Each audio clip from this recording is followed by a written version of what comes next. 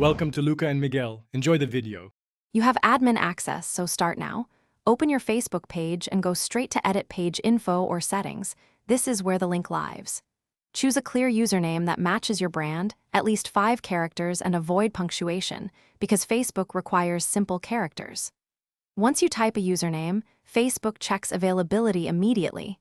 If it's free, you can claim it. Make sure the name reflects search intent and is easy to spell, so followers can find you directly by typing the vanity URL. Now complete the core steps. Enter the username in the page info field and review Facebook's feedback about availability and policy. If the exact name is taken, modify with location, initials, or a short suffix. Keep it concise under 50 characters and avoid trademark terms.